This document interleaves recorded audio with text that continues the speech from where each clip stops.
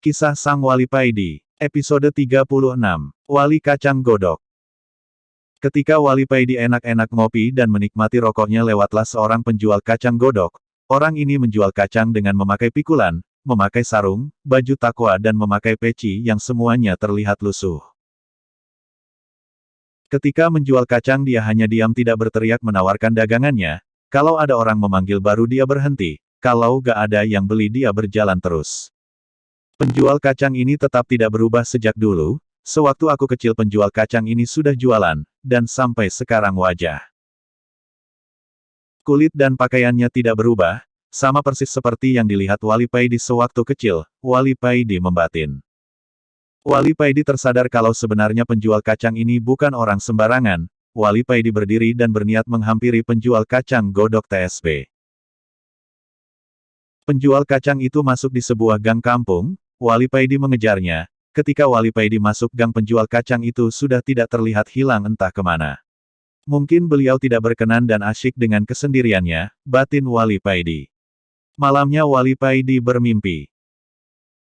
Dalam mimpi tersebut Wali Paidi bertemu dengan gurunya seorang mursyid yang kamil yang sudah meninggal beberapa tahun yang lalu.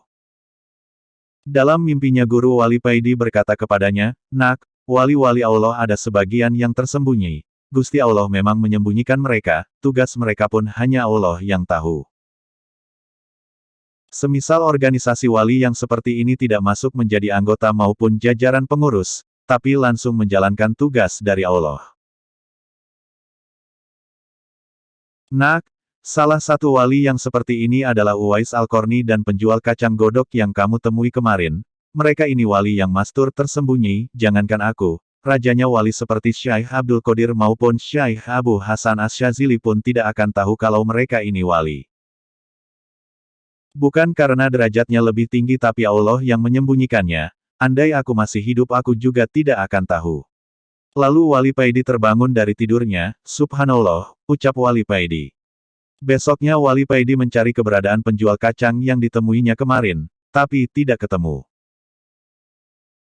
Wali Paidi memang tidak terlalu ngoyo mencari keberadaan penjual kacang tersebut hanya sekedarnya saja, kalau ketemu ya alhamdulillah kalau tidak ya gak apa-apa.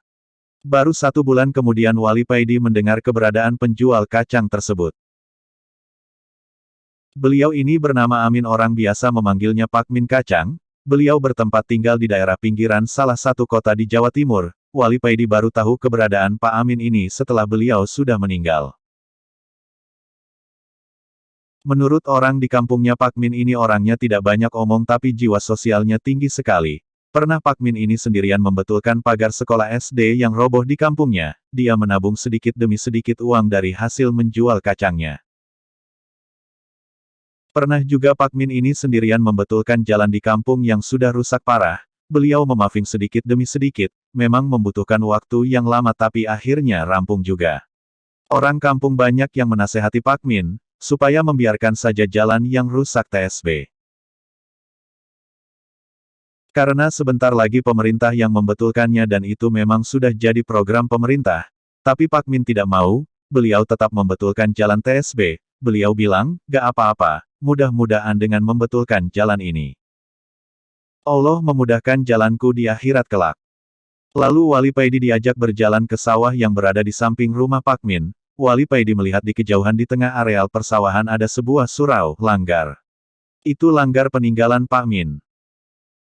Beliau baru saja merampungkannya sebelum meninggal, kata orang kampung tetangga Pak Min ini.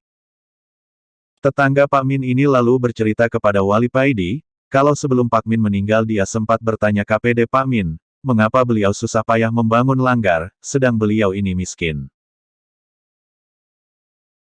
Biarkan orang kaya saja yang membangun langgar keren itu memege sudah kewajibannya. Beliau Pak Min menjawab, Nabi Nuh pernah mendatangiku, beliau, Nabi Nuh, menyuruhku untuk membuat perahu seperti yang dibuat olehnya kala itu untuk menyelamatkan umat.